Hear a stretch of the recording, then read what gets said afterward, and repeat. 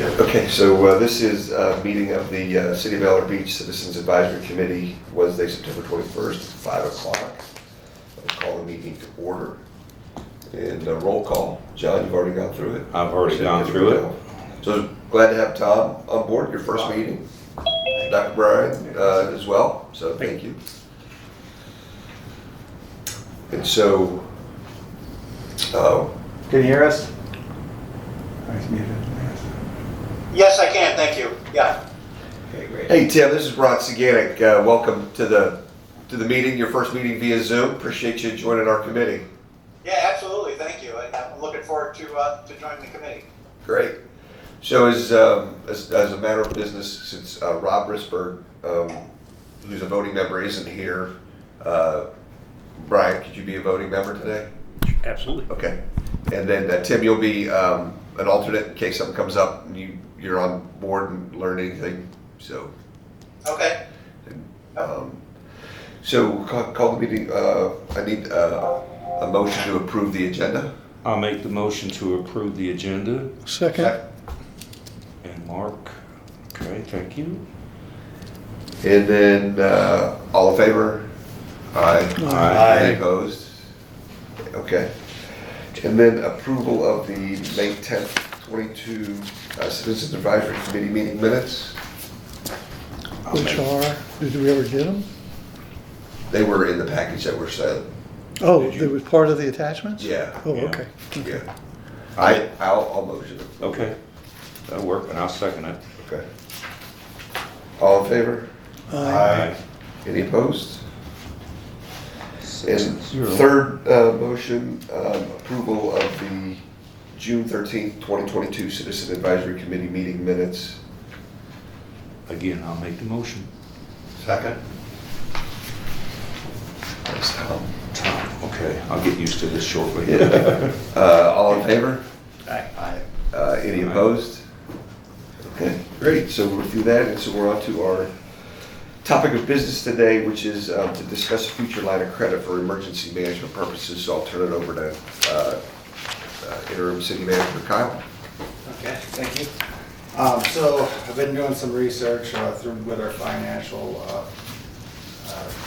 officer contract, Heather, and she has been reaching out to Adam Horn, who's with Truist, and trying to see what the requirements and costs would be to establish a line of credit, because this goes back to the presentation of the underground project on Gulf Boulevard, where we considered the idea of supplementing funds by lowering our dedicated $1 million hurricane reserves. And so we reached out with the idea of $500,000 line of credit, in discovering that there would be a lot of financial fees involved, where it looked like we'd be paying for financial personnel to calculate the line of credit as on top of attorney fees, working on both sides, the city and the bank. So that option, it looked to be, from what I saw in the fees, around $10,000 it could cost just to open that line of credit. So I sent some of the information, the correspondence to Ron to sort of look over, and he did some work just looking at the overall financial health of the city based on our audit and some other documents I provided.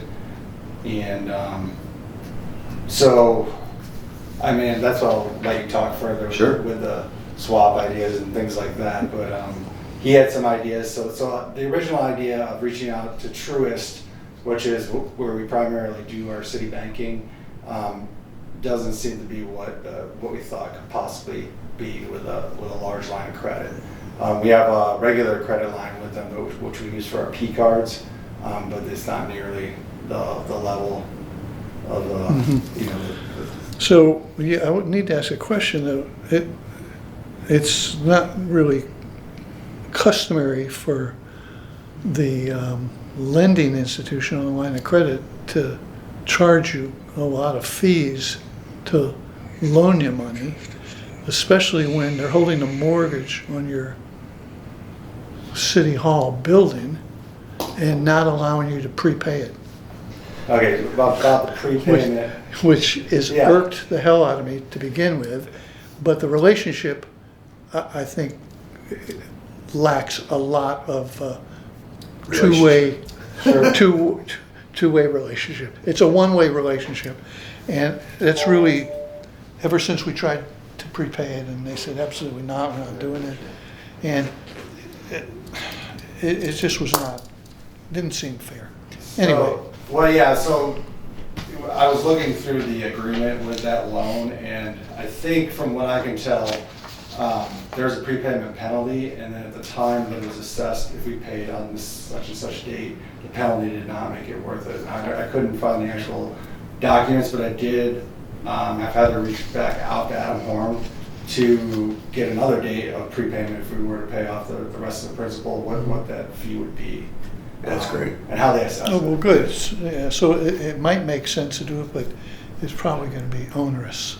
Well, it's At best. like most prepayments, you gotta, it trues up against existing treasury. Yeah. And so since treasuries are up, it may be in a good window. Okay. To where, we can take advantage of it. Yeah, if we want. possibly. The good news is there's only 3 years left on the note. So in Yeah. 2026, the note matures and pays off. I think the balance is gonna be around 460, if I remember, Yes, going into the that's right. beginning Mhm. of this budget season. So, I think, as Kyle shared the notes from Heather with Adam, and Mhm. back when we had the finance committee project that we worked on, I talked to Adam, and I've known Adam a long time. I'm a retired banker myself. And so I think Adam, the way I interpreted Adam is $500,000 is too low of a dollar for me to be bothered with, is kind of how I interpreted it. And so I've got a buddy who's with TD Bank, and that's who gave me the ratios I sent out to you guys. So the Yeah. good news is, as you can see through those ratios, the bank or the city is very conservatively leveraged and probably over generous in our cash deposits. And so, with all the projects that we have at the city, there's a balance of looking at what we do. So I think, Kyle and I caught up briefly the other day. We did the stormwater revenue bond and the Bellevue bond for the undergrounding through South State. And, if you guys have a banker at South State, I'll be happy to call them. Sure. And whoever the contact is, I know Angel Gonzalez, who's the market president. Okay. I can call Angel as well, Okay. but I'd be happy to follow up and just track down. The one thing that Adam said is that it requires that the city hire an FA, a financial advisor, which is this card. Okay. That, when I talked to my buddy at TD, that's not a requirement. Okay. That is probably, it's in the city's best interest if you're doing a large issue like back in 2006, and that helps protect the city, Sure. that they've Due diligence. gone through a good competitive process, and the financial advisor has led them to the right solution. But just to put a $500,000 line in place, I don't think that's necessary. And then loan fees, I know we could get these capped at $2,500. It just depends. I don't think we'd want to go through the tax-free route. No, I If don't know if that makes it's not worth it for $500,000, that's where you get the bond councils involved. Sure. And it gets pretty expensive, but I bet you, Kyle, this is $2,500 tops. It's a big difference. And then, if anything, there might be an annual fee. What are you feeling on that? I think it goes back to Mark's point. Hey, if we keep $500,000 in the bank with you, I mean, I'd almost say, here's a $500,000 in cash. It's not collateral, but here's a $500,000 in cash, which is half of our hurricane. Because Okay. the whole purpose of this is the city has a resolution, and Kyle's looking for where it is, but we created a resolution probably after Charlie in 2004, 2005, and all that, where we mandated the city has to have $1 million cash reserve in a hurricane fund. So we've got this $1 million that's been sitting there, of course, for the last several years, making no money, no interest. And do we take 500 of that and keep it in the reserve? And then do we go borrow 500? So, or we have a line to access if we need to. And then we can take that 500 and put it to the infrastructure projects that we've got going on in the city and can accelerate those projects. Well, plus it would be earning interest, which now would be something anyway. Well, now, 500 that we yeah. make. I mean, so that million should be earning a little bit now. Yeah. But this way, instead of borrowing money if we want, we can, we're gonna come up about $1 million short on the Gulf Underground, right? Yes. And so that's part of the thought process is we can apply this 500 now. And then if penny for penny else gets extended and they do go back to what the purpose has been for the undergrounding, then the city can file to get a grant to get that money reimbursed. But as we've all learned in the city finances, you have to budget and spend the money to get it back in a Yeah. grant. Yeah. So I think the project, the spirit of the project is right in line. I think, if we want to take a $500,000 reduction in our cash balance, put a line of credit together, I'd be happy to do some more homework with Okay. South State. And Get that. I'm not a formal financial advisor with the state of Florida. I don't even know what the process is, but that's basically what I'm doing for companies today. So I'll do it without charging the city. So happy to help do some homework. Brent. Two quick questions. Where'd the $500,000 amount come from? What was So it? we currently have reserves, and of the reserves, $1 million is dedicated for emergency funds. Okay. So that 500, that we're looking to lower the requirement of dedicated reserves by 500,000, leaving 500,000, and then freeing that up for capital projects. And then getting the, establishing- I got you, okay. And so the line would come into place. So I think if you go back and play it out, so Hurricane Irma hit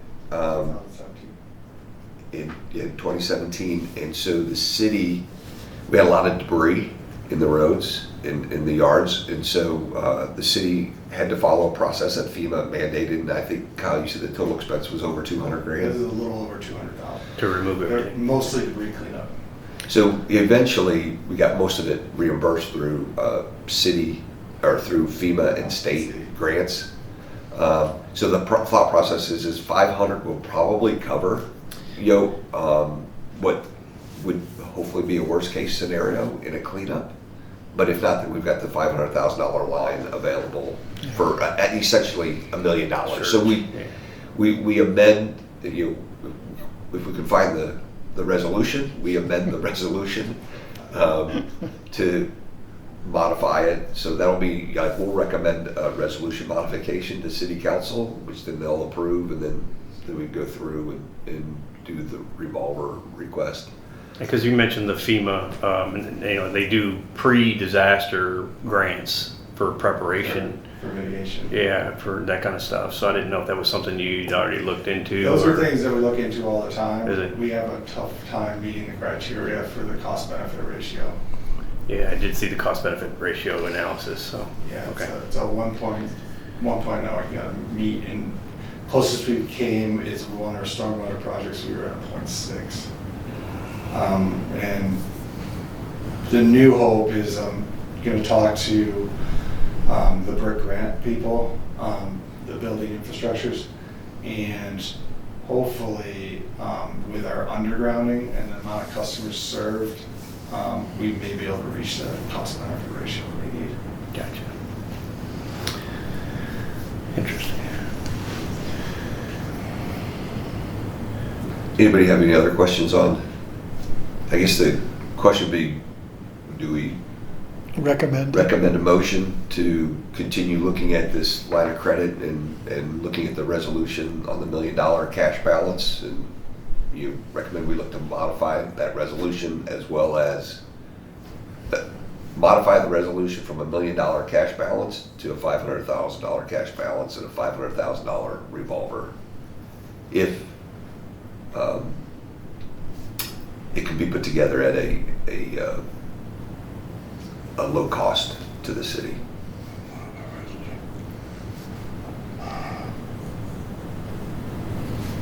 All right, modify resolution to reduce emergency. Hurricane reserve. From $1 million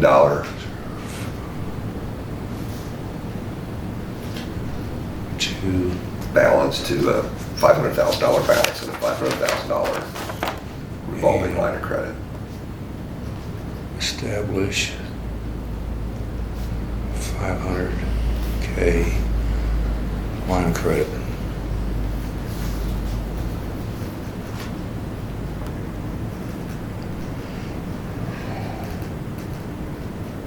Okay, I think I got it. I did some abbreviating there, but I'll get it smoothed out for the. Okay. So I made the motion. Okay. Anybody want a second? I'll second. All right.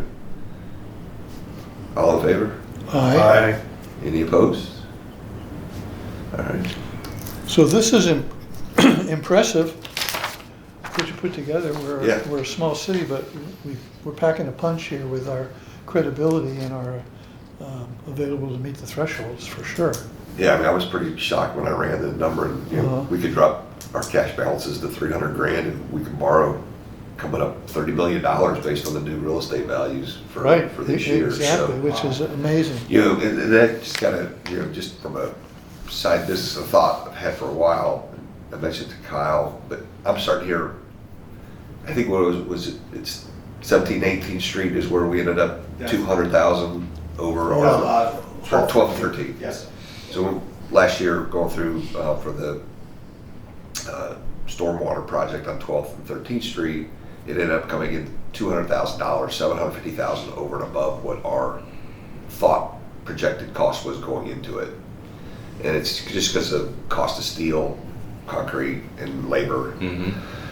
So the thought process was, well, maybe we go out and borrow $5 million and we could accelerate all the projects. And we're conservatively leveraged, and at that point, if we could prepay this and wrap it in, that's when I'd have a conversation with Adam to say, hey, Adam, let us prepay it, but here, lend us $5 million, and you're net $4.5 million ahead.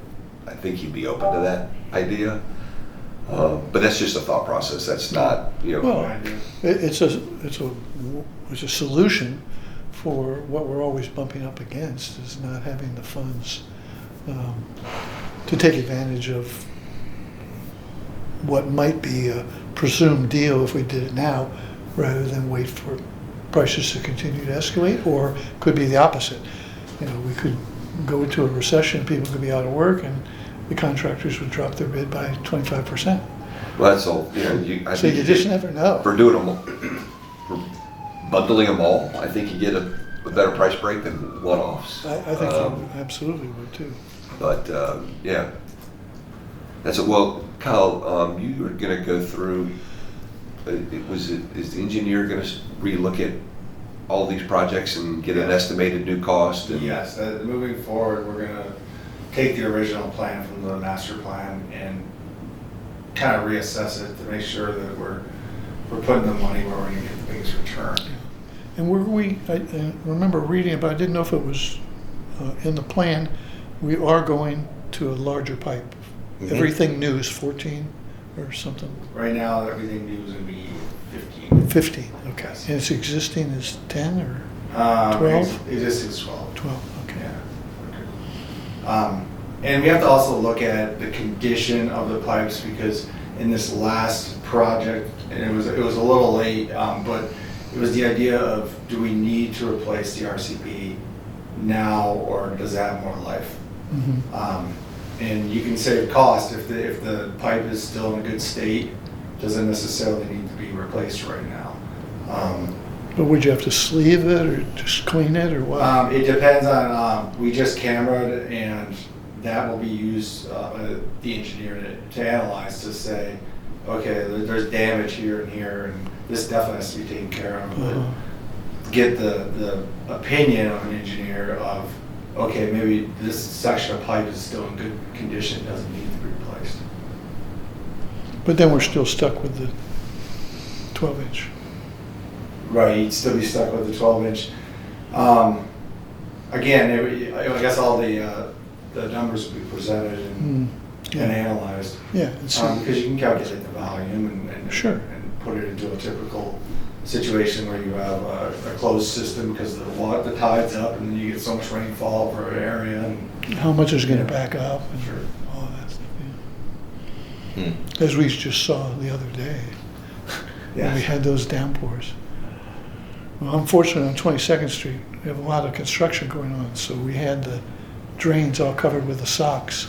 Was that I remember At the the other so week, cul-de-sac down there, Oh, back there on, Our cap- all the way down on 22nd. our deputy actually Did he saw that pull it and- out of the way? yes. Yeah, I was gonna do it, but I Yeah. said, No, you don't just want call me. us and we'll come out if you see Okay. that. And then we've been riding this guy, and I had the code officer contact him because it wasn't the first time I had The I had contractor. him clean up the debris. Yeah, he just needs to He needs to clean the street up, and he do did, maintenance on that. he was being very reactive to our requests. 'Cause that, from what I saw, but he had the socks out there the day after I talked to the deputy about it. So he did, and when they went bad, he actually replaced them with something bigger and better. Okay, yeah. So the builder was being responsive, but there was just so much water and it was high tide, there's nothing you can do. But with them, he did remove them, but we put them back, Okay. since there's no it's not Sure, raining cut, anymore. got it. Sorry. Yeah, go ahead, no. How often, is it a 1-year event or a 6-month event, that what happened with the high tide and the heavy rain? It's at least twice a year. I believe we get into a cycle like that. I mean, the rain is hard to predict because early in this season, we didn't get the rain we typically get. yeah, we were dry this year Yeah. compared to the normal years. And I have weather apps I've been experimenting with to set up to be able to track the tide and the rain to get an idea of when we're looking at a problem beforehand. But even though it is a problem, it's only a problem for a few hours. Once the tide Yeah. goes down, everything flows right into the bay. But it didn't even, that heavy rain only came up the driveway maybe a foot. That's about it. You know, the thing that people, and they keep repeating this, but for whatever reason, people don't get it. We live on a barrier island. We're surrounded by water. Now, the smart thing was that the city was putting in those check valves to keep the Gulf or the intercoastal from backing up into our systems. All right, so when you get a high tide, it's going to close them. But if you've got a rain event like we've had recently, that water's not going to go out because of that back pressure. You're going to get some flooding, and it's like he said, it's going to be for a little while. Just a little while. It is what it is. I mean, there's nothing else you can do about it. If we got, 2 inches an hour for 4 days, then we have something that we would have to be really concerned about. Sure. Yeah. But from what I've seen, even during the quasi hurricanes or the ones that really were related, it for some reason, as soon as the wind stops and everything gets back to normal, it's gone. That water dissipates quickly back out. Well, we had that tropical depression off the coast last fall, November. in November. There was steady rain, but it wasn't extremely torrential. And I don't recall any major complaints about flooding. No, we handled it So, pretty well. Well, is there any other general business we need to talk about on the committee? I'll just bring one thing up about, still on the storm water. We have one council member who doesn't think we need to replace all this stuff. He made it very clear in his opinion. And I'm not sure what kind of an engineer he is, but my concern is maybe there's a compromise, as Kyle's explaining, because we did agree to camera the remaining part of the system, all the way to Clearwater Beach city line, if you will, to see what's what. But if it gets to the point where we're taking a lot of different lines and we're putting in reducers, whatever, to accommodate the 10-inch to the 15, at some point in time, you're gonna have a lot of, and we do it as progressively, you're gonna have more problems. Whereas, as far, and cost factor, I'm looking at cost and labor, because nothing's gonna come down. I guess we'll have to wait and see what comes of those. I think, yeah, we just owe it the due diligence, Okay, analyzing it all and considering the options. okay. And we'll get that from the engineers. Yeah, and we can get, You're gonna update the whole plan, right? well, The remaining- we're gonna do it project by project. Okay. So, and we can get different engineering firms' opinion too. Now, is there, can we rely on the results of, say, 12th through 14th as being typical from what you've seen with the structures? Could we expect the same thing in, say, 16th and 17th?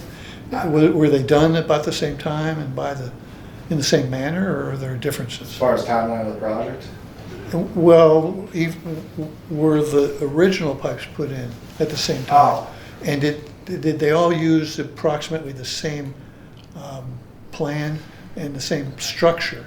okay, So that yes. we As we far as could, that, you're gonna find typical So that- existing, yeah. typical inlets, and pipe, the RCP, it's about relatively the same sizes now. There's some differences depending on Well, location. Like I just discovered on 17th Street where we're cammering it, they actually, instead of just having one pipe to an outfall running down the property line, they have one pipe coming out on each side of the property line with two outfalls. And I don't know the history behind it. I don't know if caved in or something? there was a problem that caved in, or someone reduced it. There was an issue with it, and they put another pipe in. Just going back to records, I don't know if I could find the answer to that. No, but- it was interesting because they both come out of. You have two inlets. One pipe goes to one inlet, and then you have it going to another box that's up in the right of way in front of Mhm. people's property. And from that box, you have two separate pipes going to each side. Maybe there was. One's only about 12, and then the other one I think is an 18-inch. So maybe something was in the ground, and rather than go dig it up. Sure, but they both are They- still they- functioning. So I Okay. don't know the history behind that. Huh, strange. Okay. If there's no other business, can I get a motion to? Well, just as a different point, speaking to the history, I test ran it today with 2060 minutes. We don't currently have, from a certain date, of minutes, resolutions, and just city documents electronically scanned. But I was showing Patty, our clerk, today that I was able to scan all the minutes for 2006 on our current machine in about 6 minutes, and then I took it to Adobe and was able to combine those minutes and make it readable in another 5 to 10 minutes. So now, just as an example, I have all the 2006 minutes where I can go through and I can find keywords in the document. It's a start, but Yeah. having electronic is hopefully going to allow me to find when this Where the resolution. resolution was done? Oh, sure. So that's my Yeah, plan. there you go, yeah. Well, that's about the only hope you have, because you can't look through the paper. No, I did not want to do that. I quickly scanned the handwritten, titles of Yeah. the resolution. Yeah. We didn't find it. Okay, great. Motion. Can I ask you a question? Yeah, For go. my own education. Sure, Tim. So, you mentioned this, kind of the thought process of, kind of restructuring, the debt with the bank and looking at a $5 million pool to kind of knock all this out at once. Is this all related to kind of a 5-year project, a 10-year project that's set at, $200,000 a year? I'm just trying to understand, kind of where we're, what we're talking about there for my own benefit there. The stormwater plan? Sure, so there's a stormwater plan that we put together, and it was about a 10-year. Yeah, it's about 10 years, about a project a year. Yeah, Okay. and so it's the remaining, we're probably about midway through it.